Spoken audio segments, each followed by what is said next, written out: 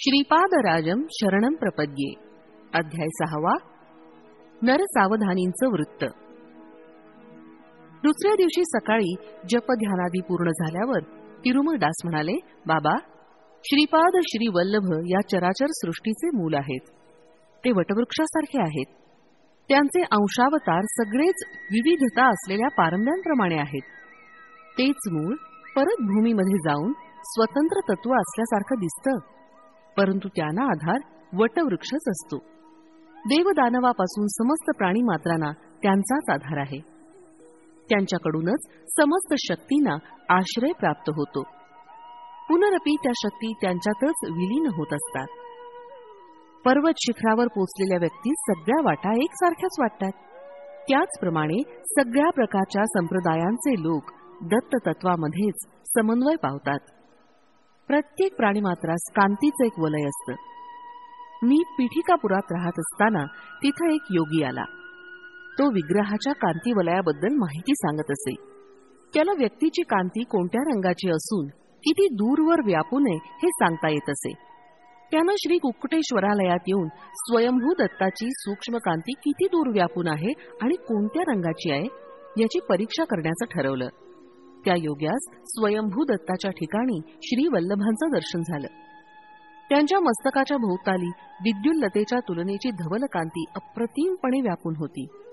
त्या धवलकांतीच्या भोवती खालच्या भागात व्यापून असलेल्या निळ्या रंगाच्या कांतीचं त्याला दर्शन झालं.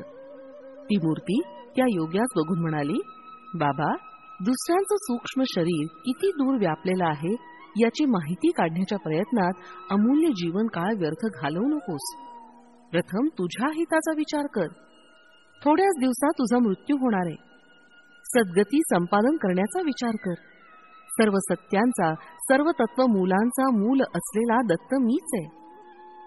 ह्या कलियुगात पादगया क्षेत्रात महासिद्ध पुरुषांच्या, महायोग्यांच्या, महाभक्तांच्या प्रेमभरीत आव्हानानंच मी इथं अवतार घेतलाय. स्वामींच्या या उपदेशानं त्याच्यातील पूर्व वासनांचा नाश झाला. सूक्ष्म शरीराच्या कांतीची माहिती मिळवण्याची त्याची शक्ती श्रीपाद वल्लभातच विलीन झाली. तो श्री वल्लभांचे त्यांच्याच स्वगृहात दर्शन घेऊन धन्य झाला.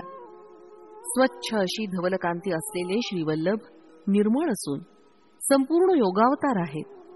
निळ्या रंगाची कांती असणारे श्रीप्रभू अनंत प्रेमानं, करुणेनं भरलेले आहेत आणि ह्या गुणांचे हे रंग निदर्शक आहेत.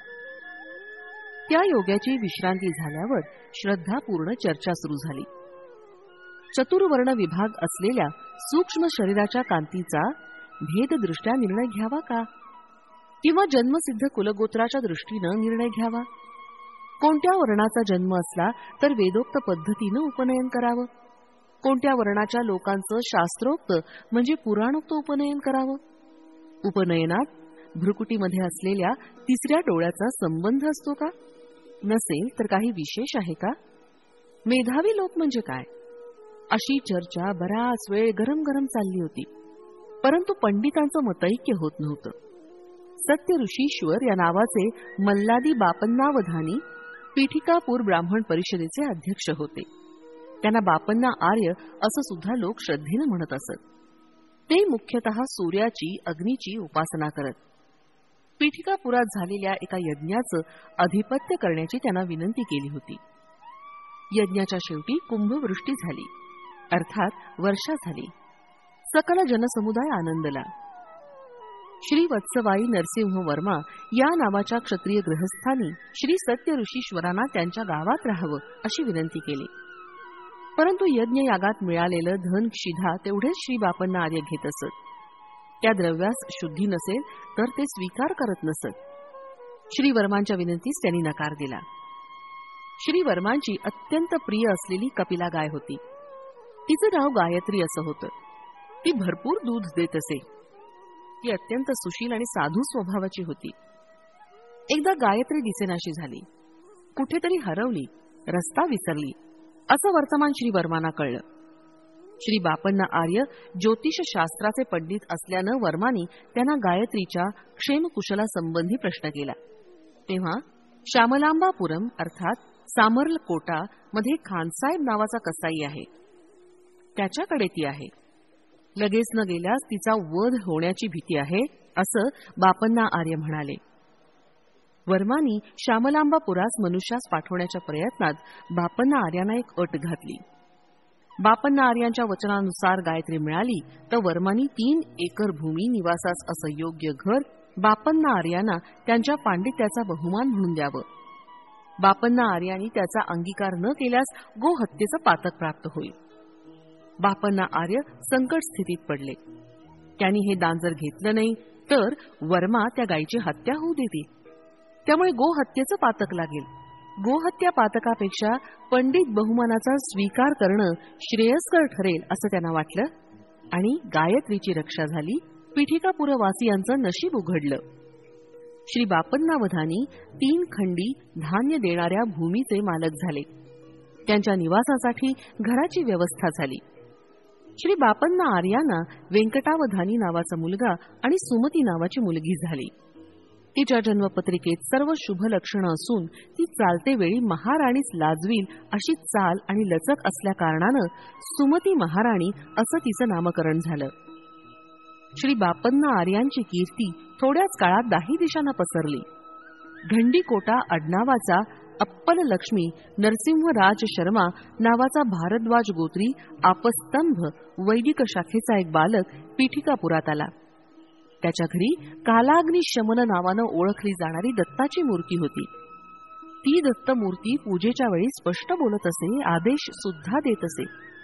लहानपणीच अप्पलराज शर्मांचं मातृपितृ छत्र हरवलं असल्यानं तो पोरका झाला होता.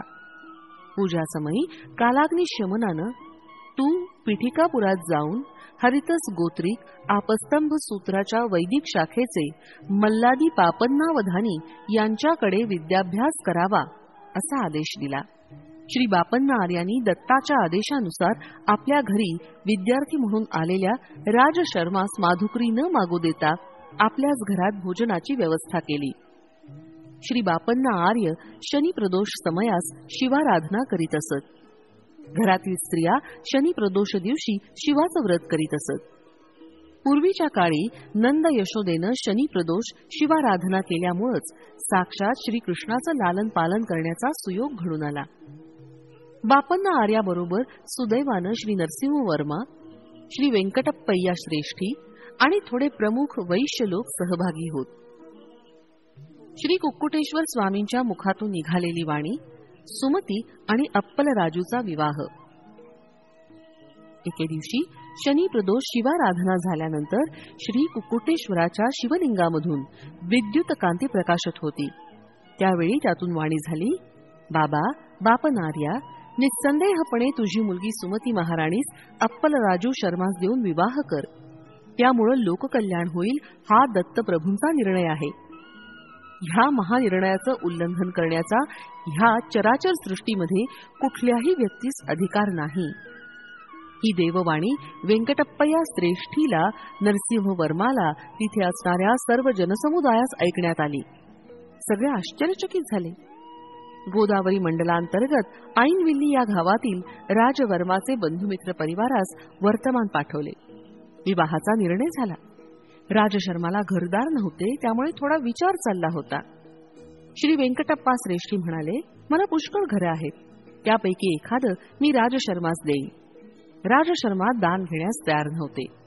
श्री श्रेष्ठींनी राजशर्मांच्या सोयऱ्यांबरोबर बोलून राजशर्माला मिळणाऱ्या वडिलोपार्जित ग्रहभागाची किंमत लावली. ती 1 वराह म्हणजे जुन्या काळातील 1 नाणं असं ठरवली गेली. श्री श्रेष्ठींच्या घराची किंमत 12 वराह निश्चित केली. 11 वराह देण्यास माझ्याकडे 1 पै पण नाही असं राजशर्मा म्हणाले. तसं असेल तर मी माझ्या घराची किंमत 1 वराह मात्रच ठरवून विकतो. दान घेण्यास तुम्हाला संकोच असेल तर 1 वराह मला देऊन हे घर विकत घ्या असं श्रेष्ठी म्हणाले. श्रेष्ठींनी जे सांगितलं ते धर्मसंमत आहे असा सगळ्यांनी होकार दिला. श्री सुमती महाराणी आणि श्री अप्पल लक्ष्मी नरसिंह शर्मा यांचा विवाह महापंडितांच्या वेदघोषानं मंगलवाद्यांच्या गजरात मोठ्या थाटामाटात पार पडला. श्रीपाद श्री वल्लभांचा अवतार अज्ञानाच्या अंधकाराला दूर करण्यासच झाला आहे. त्या कारणानं श्री प्रभूंनी कालदेवतेला, कर्मदेवतेला शाप दिला. त्या शापास अनुसरून अज्ञानांधकाराचं प्रतीक स्वरूप जन्मांध शिशु आणि अप्राकृतिक प्रगतीचं स्वरूप दर्शवणारं लंगडं बालक अशी 2 बालकं राजशर्मास प्राप्त झाली. आपली दोन्ही मुलं अशा रीतीनं अपंग असल्यानं सुमती आणि राजशर्मा अत्यंत दुःखी होते. आईनविल्ली गावात एक प्रसिद्ध विघ्नेश्वराचं देऊळ आहे. श्री राजशर्मा यांचा दुःखाचा परिहार करण्यासाठी त्यांचे नातेवाईक तेथील महाप्रसाद पिठिकापुरात घेऊन आले. सुमती आणि राजशर्मांनी तो प्रसाद आदरानं घेतला. त्या दिवशीच रात्री सुमती महाराणीला स्वप्नात ऐरावताचं दर्शन झालं. नंतर काही दिवस शंख, चक्र, गदा, पद्म, त्रिशूल, विविध देवतेचं, ऋषींचं, सिद्ध पुरुषांचं, योग्यांचं अशी अनेक दर्शनं तिला स्वप्नात होत होती. काही दिवसांनी जागृतावस्थेत सुद्धा तिला दिव्य दर्शन होऊ लागलं. डोळे झाकले की पडद्यावरील चित्रपटासारखं दिव्य कांतिमय तपसमाधीत मग्न असणारे योगी, मुनी अद्भुत दर्शन देत. देवतांचं जन्म नक्षत्र आणि सुमतीच्या प्रसव समयाचं नक्षत्रात असलेला संबंध. सुमती महाराणीनं आपल्या पित्यास दिव्य अनुभवाबद्दल सविस्तर सांगितलं. ते म्हणाले ही सर्व लक्षणं महापुरुषाच्या जननाचं शुभसूचक आहेत. सुमती महाराणीचे मामा श्रीधर पंडित म्हणाले, बाई सुमती, रवीचं म्हणजे सूर्याचं जन्म नक्षत्र विशाखाच आहे आणि श्री रामावताराचा संबंध आहे. कृत्तिका हे चंद्राचं जन्म नक्षत्र आहे. ह्याचा आणि श्री कृष्णावताराचा संबंध आहे. पूर्वषाढा या नक्षत्रावर जन्मलेल्या अंगारकाचा श्री लक्ष्मी नरसिंह अवताराशी संबंध आहे. श्रवण नक्षत्रावर जन्मलेल्या बुधाचा बुद्धावताराशी संबंध आहे. पूर्वा फाल्गुनी नक्षत्रावर जन्मलेल्या गुरुचा विष्णू अंशाशी संबंध आहे. पुष्य नक्षत्रावर जन्मलेल्या शुक्राचा भार्गव रामाशी संबंध आहे. रेवती नक्षत्रावर जन्मलेल्या शनीचा कूर्मावताराशी संबंध आहे. भरणी नक्षत्रावर जन्मलेल्या राहूचा वराह अवताराशी संबंध आहे. आश्लेषा नक्षत्रावर जन्मलेल्या केतूचा मत्स्यावताराशी संबंध आहे. तू मला प्रश्न केलेला समय दैवी रहस्याशी संबंधित आहे. कोट्यावधी ग्रहांना, नक्षत्रांना, ब्रह्मांडाच्या स्थितीगतीला निर्देश देणारे दत्तप्रभूच जन्मास येतील असं मला निश्चित वाटतं. दत्तप्रभू हे नित्य वैभव विभूती. आपले दिव्य अनुभव आणि श्रीधर पंडित यांचं मत सुमती महाराणीनं राजशर्मास सांगितलं. तेव्हा राजशर्मा म्हणाले, मी पूजा करते समयी कालाग्निशमन दत्तांना विचारतो. कालाग्निशमन दत्तात्रेयांची पूजा होत असता कोणत्याही माणसानं ती पाहू नये असा नियम आहे. पूजेनंतर दत्तप्रभू मानवाच्या रूपात समोर बसून बोलतात. नंतर परत त्या मूर्तीमध्ये विलीन होतात. हा रोजचा आमचा नियम आहे. सामान्य विषय किंवा स्वार्थभरित समस्या आम्ही दत्ताला निवेदन करीत नाही. त्या दिवशी पूजेसमयी दत्त महाराज प्रसन्न होते.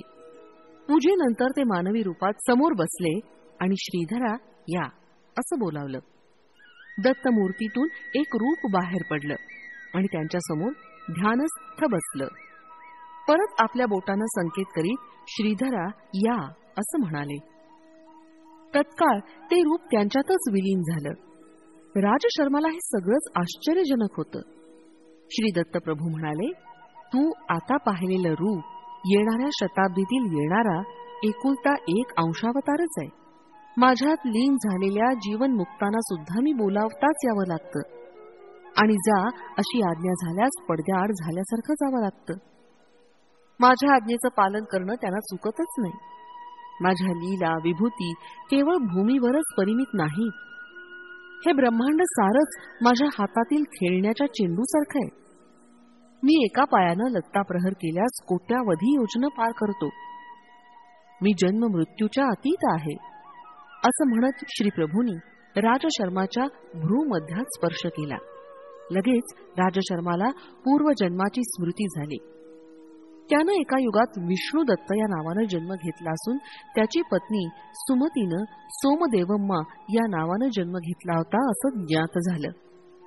श्री दत्त महाराज पुढे म्हणाले, मी दत्त या रूपानं दर्शन देऊन तुमची काय इच्छा आहे असं विचारलं होतं. त्यावेळी पितृश्राद्धाच्या दिवशी जेवायला यावं अशी विनंती तुम्ही केली होती. सूर्याग्नीबरोबर मी श्राद्धाचं जेवण केलं. तुमच्या पितृदेवतांना शाश्वत ब्रह्मलोकांची प्राप्ती करून दिली. मी श्रीपाद श्रीवल्लभ या नावानं अवतार घेऊन गेल्या 100 वर्षापासून या भूमीवर योग्यांना, महापुरुषांना दर्शन देतच आहे. पीठिकापुरात सवितृ काठक चयन अर्थात होम भारद्वाज महर्षीनं त्रेतायुगात केला होता. तेव्हाचे त्या होमाचे भस्म पर्वतासारखे जमून बसले. कालांतराने ते भस्म द्रोणागिरी पर्वतावर शिंपडलं गेलं. मारुती द्रोणागिरी पर्वत घेऊन जात असताना एक छोटा भाग गंधर्वपुरात म्हणजेच गाणगापूर इथं पडला. गंधर्वनगर हे भीमा आणि अमरजा या पवित्र नद्यांचा संगम प्रदेश आहे. श्रीपाद श्रीवल्लभांच्या अवतार समाप्तीनंतर मीन अंश मीन लग्नावर करंज नगरीत शुक्ल यजुर्वेदीय वाजसनेय माध्यंदिन शाखेत नृसिंह सरस्वती या नावानं जन्म घेऊन गंधर्व नगरात अनेक लीला करीन. श्रीशैल्यातील कर्दळी वनात 300 वर्ष तपोसमाधीनंतर स्वामी समर्थ या नावानं प्रज्ञापुरात निवास करीन. जेव्हा शनी मीनेत प्रवेश करेल तेव्हा त्या शरीराचा त्याग करेन. दत्तप्रभूंचं हे वक्तव्य राजशर्मानं आपल्या धर्मपत्नीस सांगितलं. त्यावेळी सत्य ऋषीश्वर बापनार्य म्हणाले, बाबा राजशर्मा, तुझ्या पूर्वीच्या युगातील जन्मात श्री दत्तप्रभूंना, सूर्याला आणि अग्नीला श्राद्ध भोजन दिलेला तू पुण्यात्मा आहेस.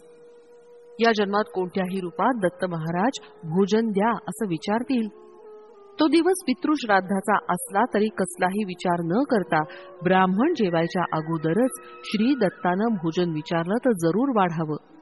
बाई सुमती, ही गोष्ट लक्षात ठेव.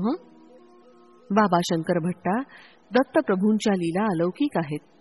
आतापर्यंत कधीही न ऐकलेल्या आणि अपूर्व आहेत.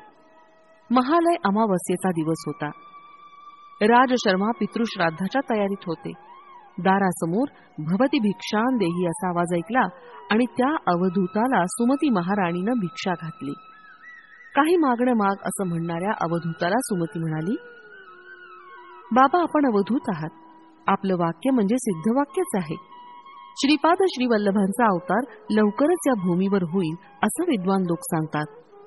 दत्तप्रभू आता कोणत्या रूपात संचार करत आहेत? या 100 वर्षापूर्वीपासून या भूमीवर श्री दत्तप्रभू श्रीपाद श्रीवल्लभ या रूपात फिरत आहेत असं ज्ञात होत आहे. आपण मला काहीतरी माग असं म्हटलं. मला श्रीपाद श्रीवल्लभांचं रूप पाहण्याची फार तीव्र इच्छा आहे. श्रीपाद श्रीवल्लभांचा आविर्भाव अर्थात प्राकट्य. हे शब्द ऐकून त्या अवधूतानं भुवन दणाणून जाण्यासारखे, भूकंप आल्यासारखे विकट हास्य केलं. सुमती महाराणीला तिच्या सभोवतीचं समस्त विश्व एका क्षणातच अदृश्य झाल्यासारखं वाटलं. समोर 16 वर्ष वय असलेला सुंदर बालक यतीच्या रूपात प्रकट झाला आणि म्हणाला, आई, मीच श्रीपाद श्रीवल्लभ आहे, मीच दत्त आहे.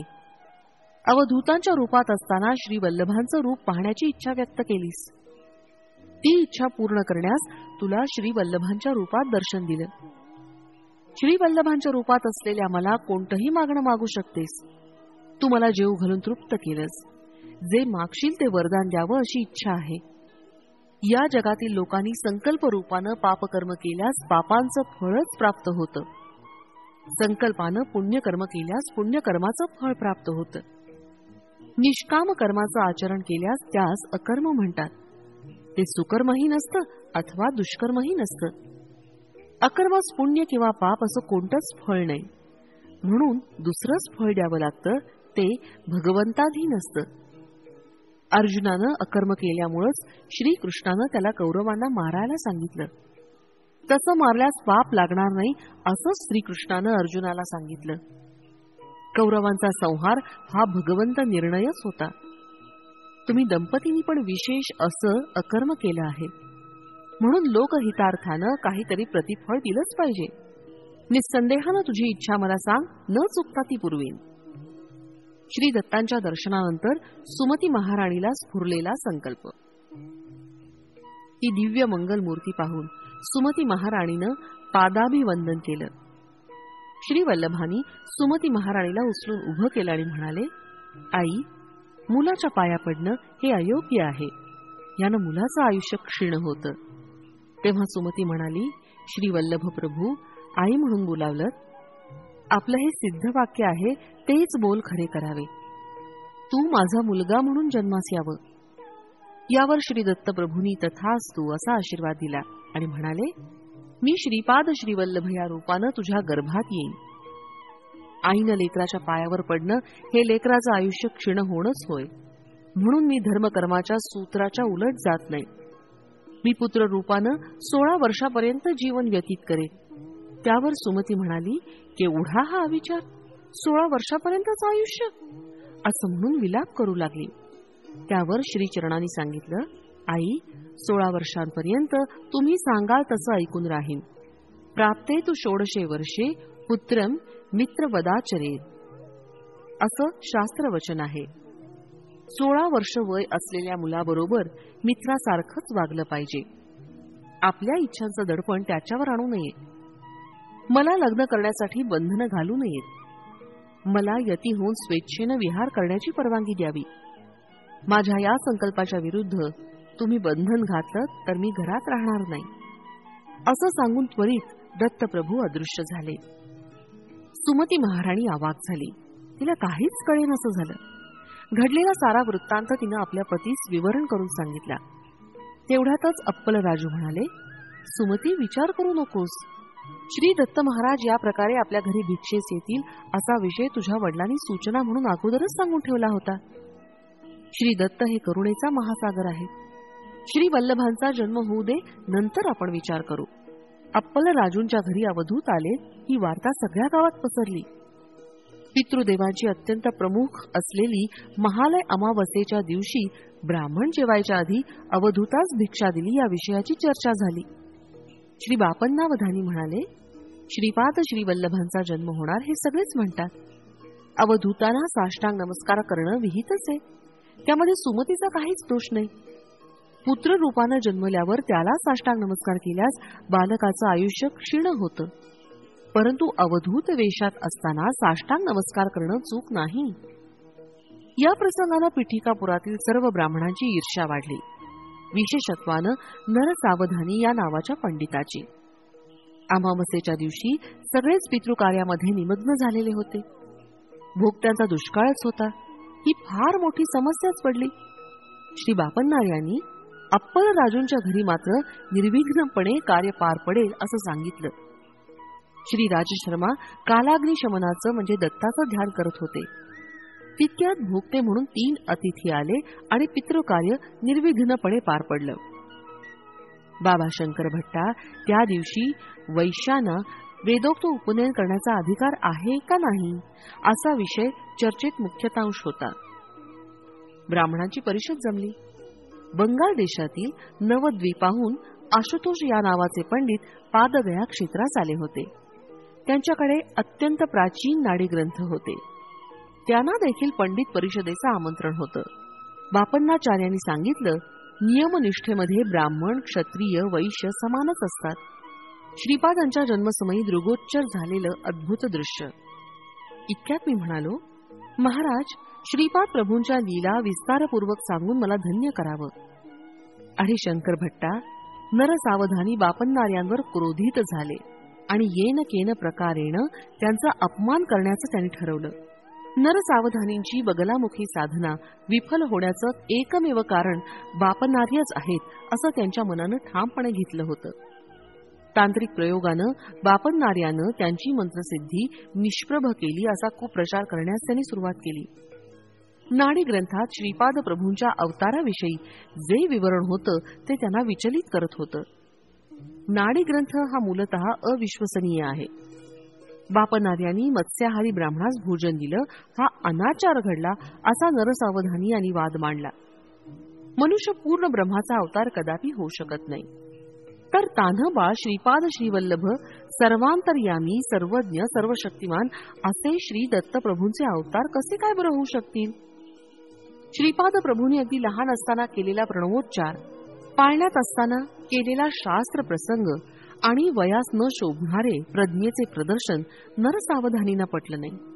एखादा विद्वान ब्राह्मण श्रीपादांच्या शरीरात प्रवेश करून असं बोलतोय असा त्यांनी प्रचार केला. श्री कुक्कुटेश्वराच्या मंदिरात असलेले स्वयंभू तेच खरे दत्तात्रेय आहेत, तेच वर प्रदान करणारे आहेत. या बालकास दत्त स्वरूप मानणं चुकीचं आहे, असा नरसावधानी यांनी सर्वांचा समज करून देण्याचा प्रयत्न केला. श्रीपादांच्या जन्मानंतर सतत 9 दिवसापर्यंत ज्या जागेवर त्यांना निजवत असत त्या जागी एक 3 फण्याचा नाग आपला फणा उभारून बाळावर छाया करत असे. श्रीपाद मातेच्या गर्भातून साधारण बालकाप्रमाणे जन्मास न येता ज्योती स्वरूपानं अवतरले होते. जन्म होता क्षणीच महाराणी सुमती मूर्छित झाल्या. प्रसूतीगृहातून मंगलवाद्यांचा ध्वनी येऊ लागला. थोड्या वेळात आकाशवाणी झाली आणि सर्वांना बाहेर जाण्याचा आदेश झाला. श्रीपादांच्या सान्निध्यात 4 वेद, 18 पुराण आणि महापुरुष ज्योतिरूपानं प्रकट झाले. पवित्र वेदमंत्रांचा घोष सर्वांना बाहेर ऐकू येऊ लागला. थोड्या वेळानं सर्वत्र शांतता पसरली. या अद्भुत घटना बापनार्यांना सुद्धा अगम्य आणि आश्चर्यकारक वाटल्या. श्रीपादांच्या बाललीला. श्रीपाद आता 1 वर्षाचे झाले होते. ते 8-10 महिन्याचे असतानाच त्यांचे आजोबा बापनार्यांबरोबर पंडित परिषदेस जात असत. आजोबा आपल्या नातवाला बरोबर घेऊन जात. नरसावधानी आपल्या घरी राजगिऱ्याचं पीक काढत. राजगिऱ्याची भाजी अत्यंत रुचकर असते. गावातील लोक नरसावधानींना ती भाजी देण्याची विनंती करीत, परंतु ते ती भाजी कुणालाच देत नसत. कुणाकडून काही विशेष काम करून घ्यायचं असल्यास मात्र त्याला ते भाजी देत आणि इच्छित काम करून घेत. श्रीपादांनी एकदा आपल्या आईस राजगिऱ्याची भाजी करण्यास सांगितलं आणि ती भाजी सुद्धा त्यांना नरसावधानींच्या घरचीच हवी होती. परंतु हे काम कठीण होतं. श्रीपाद लहान असतानाच स्वेच्छेनं चालत नरसावधानींच्या घरी जात असत. त्यांच्या घरी शास्त्राविषयी चर्चा करीत, तसंच चित्र विचित्र लीला करीत. पीठिकापुरात एका महापंडिताचा मृत्यू झाला होता. त्या पंडिताचा प्रेतात्मा श्रीपादाकडून विचित्र कार्य करून घेत आहे. या बालकास योग्य ते उपचार न करता बापन्नाचार्य आणि राजशर्मा हे दोघं या बालकाला दत्तावतारी समजत आहेत, असं नरसावधानी सर्वांना सांगत. पीठिकापूर हे पादगया क्षेत्र असून पितृदेवतांचं प्रधान स्थान आहे. विगत आत्म्यांशी संपर्क साधून संभाषण करण्याचं सामर्थ्य असलेले तत्ववेत्ते येथे राहत असत. श्रीपादांच्या शरीरात कोणत्या तरी महापंडिताचा आत्माच वास करत आहे आणि त्यांच्याकडून अगम्य अशा लीला करून घेत आहे, अशी धारणा पीठिकापुरममध्ये दृढ होत होती. तिरुमल दासांवर श्रीपादांचा दिव्य अनुग्रह. तिरुमल दास पुढे म्हणाले, मी मलयाद्रीपुरमहून पीठिकापुरम इथं आलो तेव्हा श्री बापनार्य आणि राजशर्मा यांच्या घरचा रजक होतो. नरसावधानींच्या घरचा जो रजक होता तो वृद्धावस्थेनं मरण पावला होता. त्या रजकाचा मुलगा वायसपूर अग्रहार म्हणजे सध्याचं काकीनाडा इथं निघून गेला होता. त्यामुळे त्यांच्या घरचं रजकाचं काम मला मिळालं. मी लहानपणापासून बापनार्युलूंच्या सहवासात असल्यानं माझ्यातली सत्प्रवृत्ती जागृत झाली होती आणि अध्यात्माची ज्योत प्रज्वलित झाली होती. ज्या दिवशी मी नरसावधानींना पाहत असे त्या दिवशी मला पोटाचा विकार होऊन अन्नग्रहण न करण्याइतकी माझी दीन अवस्था होई. नरसावधानींचे कपडे मी स्वतः न धुता माझा मुलगा रविदास ते धुत असे. सात्विक प्रवृत्तीच्या लोकांचेच कपडे मी स्वतः धुत असे. नरसावधानींचे कपडे मी स्वतः न धुता ते माझा मोठा मुलगा रविदास धुतो, ही वार्ता त्यांच्या कानी गेली. त्यांचे कपडे मी स्वतः धुवावे अशी त्यांनी मला आज्ञा केली. ती आज्ञा मानून मी नरसावधानींचे कपडे स्वतः धुवू लागलो. मी कपडे धुत असताना श्रीपादांचं स्मरण करीत असे. मी धुतलेले कपडे घेऊन रविदास नरसावधानींकडे गेला. मी धुतलेले कपडे जेव्हा सगळ्यांनी घातले तेव्हा कोणालाच काही झालं नाही, परंतु नरसावधानींनी ज्यावेळी ते कपडे घातले तेव्हा त्यांना त्यांच्या अंगावर विंचू गोम सरपटत असल्यासारखं वाटलं. त्या कपड्यांमध्ये त्यांचं शरीर अग्नीवर ठेवल्याप्रमाणे पोळू लागलं. नरसावधानींनी मला बोलावलं आणि ते रागानं म्हणाले, कोणत्या तरी क्षुद्र विद्येचा मंत्राचा प्रयोग मी कपड्यावर केलाय. त्या अपराधाबद्दल त्यांनी माझी न्यायाधीशाकडे तक्रार केली, परंतु चतुर न्यायाधीशांनी मला निर्दोष जाहीर करून सोडून दिलं. मी आनंदात घरी आलो.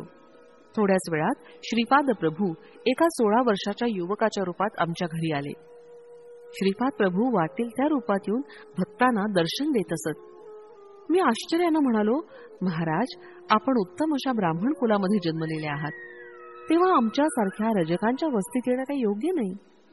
तेव्हा प्रभू म्हणाले, नरसावधानीसारखे पापाचे गाठोडे डोक्यावर वाहणारे ब्राह्मण खरं तर रजकांपेक्षा कमी दर्जाचे असतात, परंतु तुझ्यासारखे ब्राह्मणांची ओढ असलेले रजक त्यांच्यापेक्षा श्रेष्ठच असतात.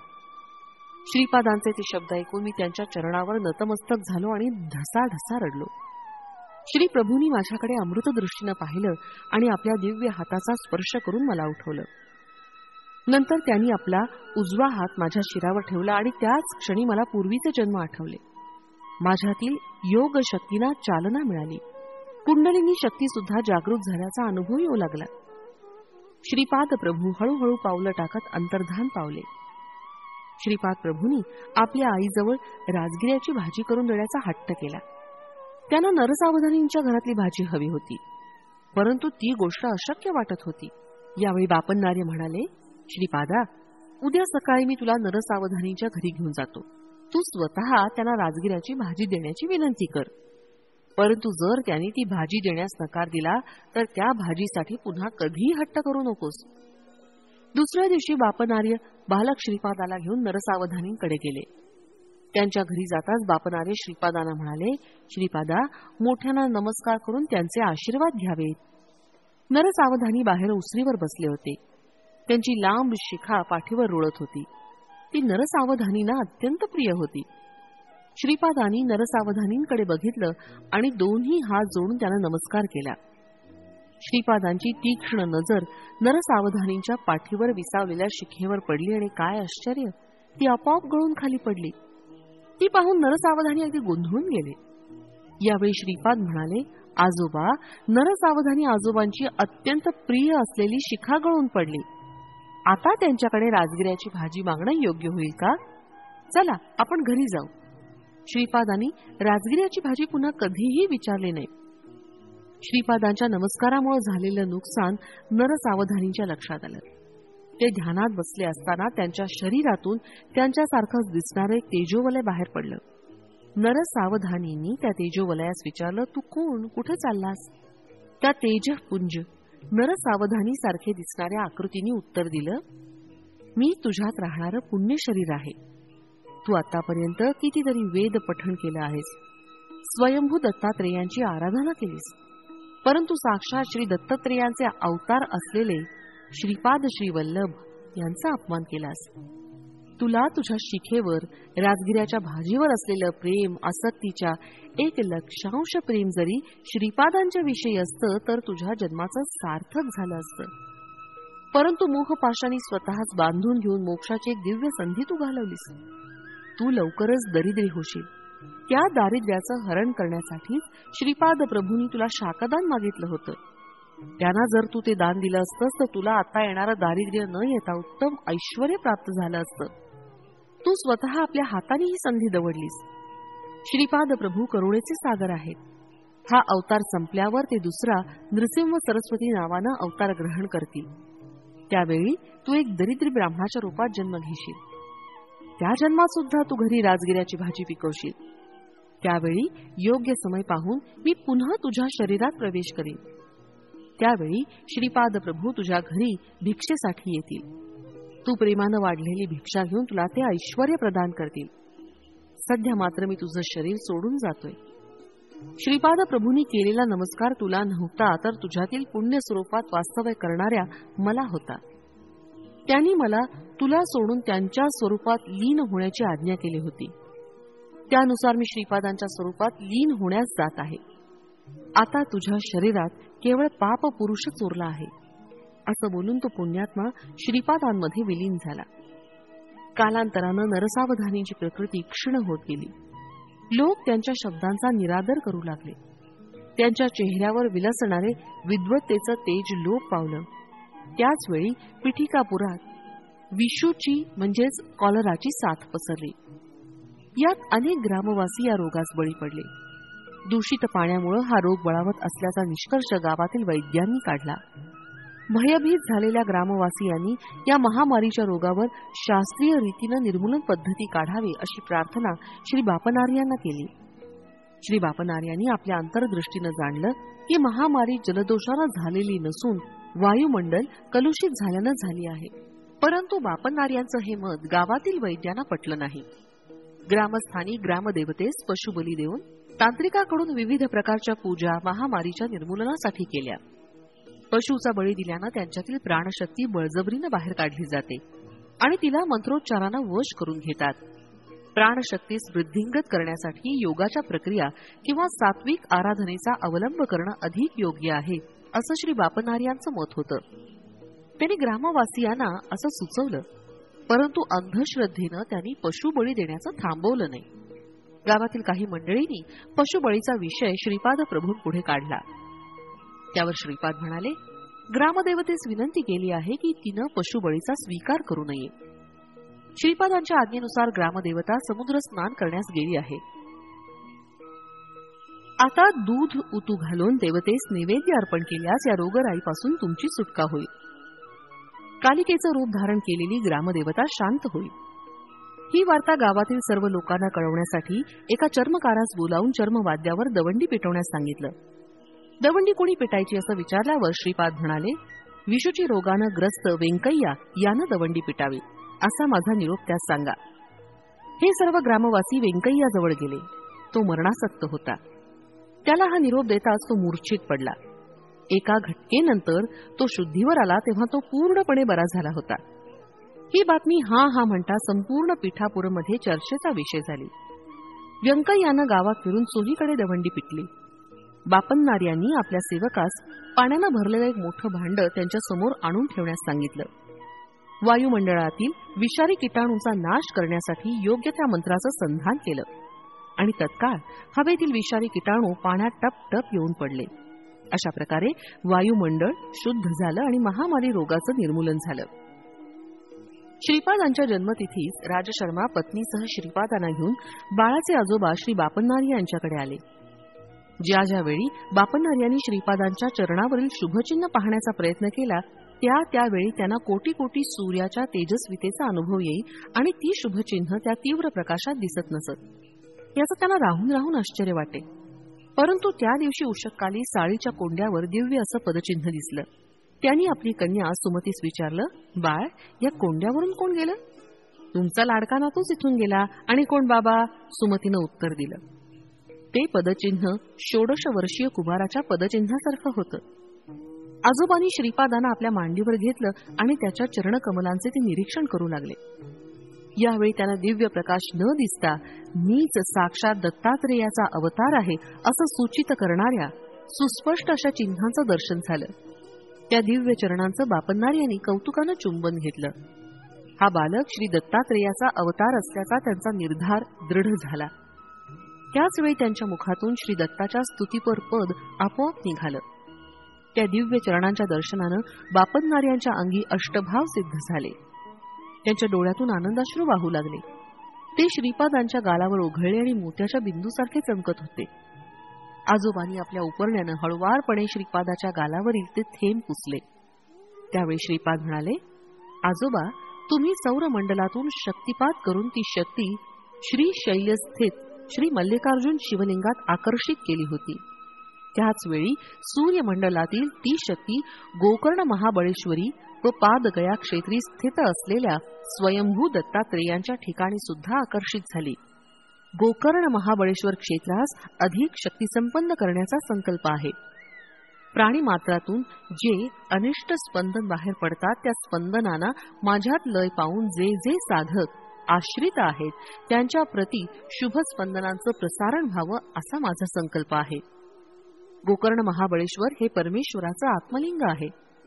त्याच्या केवळ दर्शनानं मुक्ती साध्य होते.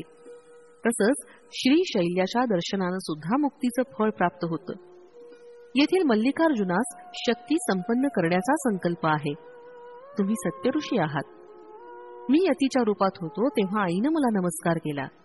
त्यामुळे मी अल्पायुषी होणार असं माझं मत होतं. परंतु आईनं मला श्रीपाद रूपात नमस्कार केला म्हणून मी अल्पायुषी होणार नाही असं आपण म्हणालात.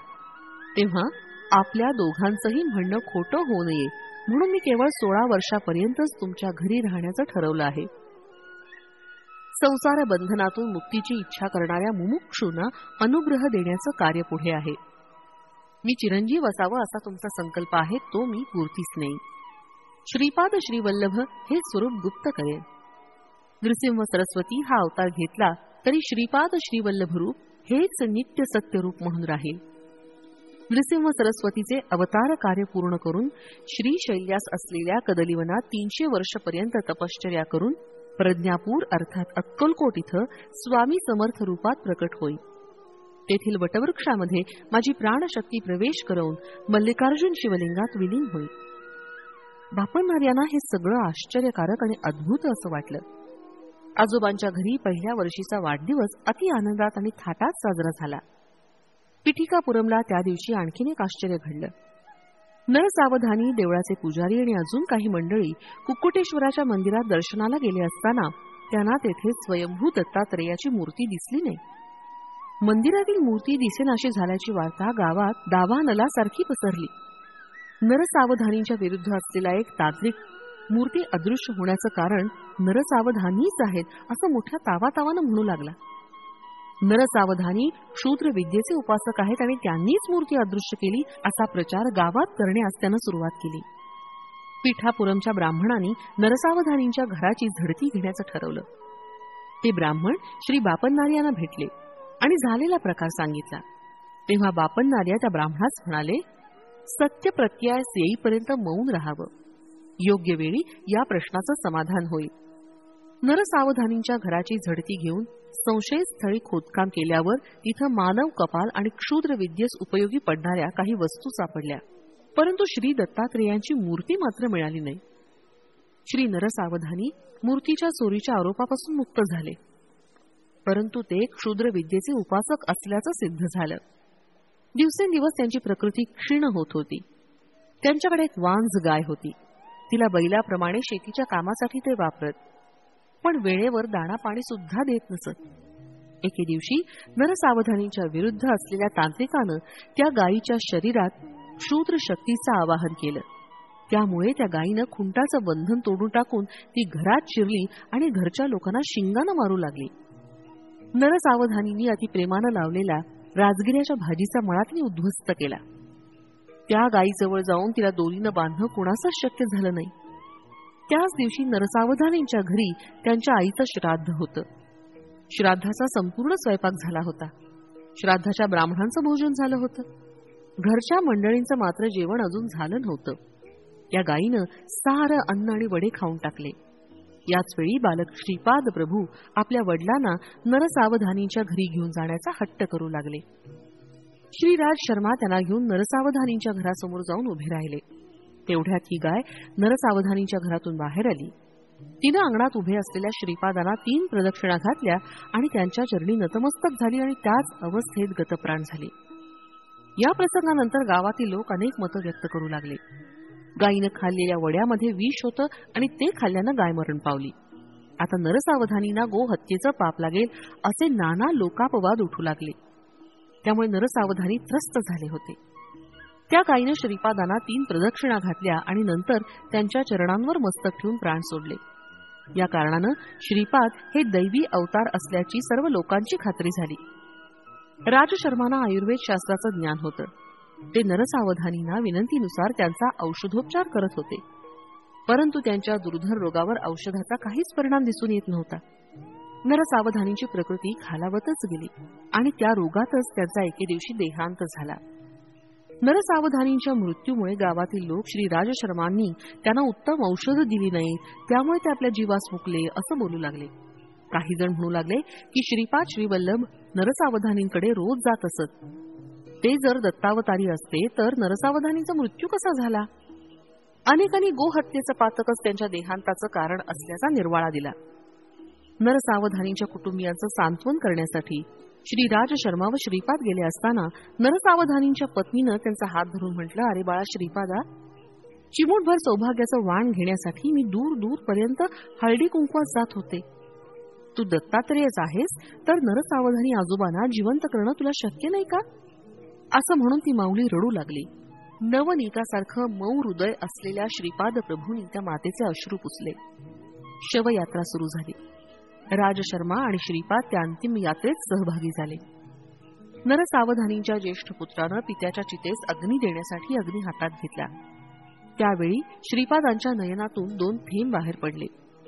याच वेळी मेघगर्जनेसारख्या आवाजात श्रीपाद म्हणाले, हा हा हा, मृत झालेल्या पित्याच्या शरीरास अग्नी देणारे पुत्र तर पाहिले, परंतु जिवंत पित्यास अग्नी देणाऱ्या पुत्रास पाहिले नाही.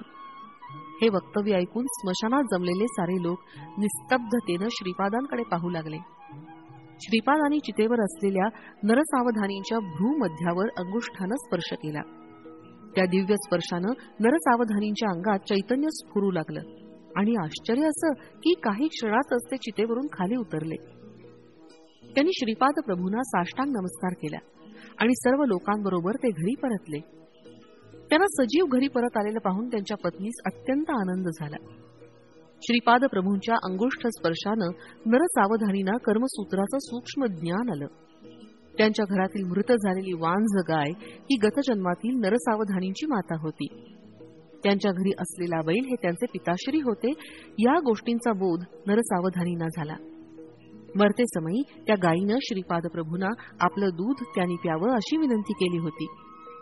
पुढच्या जन्मी जेव्हा वांझ म्हैस म्हणून ती जन्माला येईल त्यावेळी श्रीपाद प्रभू नृसिंह सरस्वती अवतारात तिचं दुग्धपान करतील. हे श्रीपादांनी गायीला दिलेलं वचन नरसावधानींना कळलं. ज्या तांत्रिकानं नरसावधानींवर प्रयोग केला होता त्याचा मृत्यू लवकरच होणार असून पुढच्या जन्मी तो ब्रह्मराक्षसाच्या योनीत जन्म घेणार असून त्याच्यावर यतिरूपात असलेल्या श्रीपादांचा अनुग्रह होईल असं सूक्ष्म लोकातील विषय नरसावधानींना श्रीपादाच्या कृपाप्रसादानं ज्ञात झाले.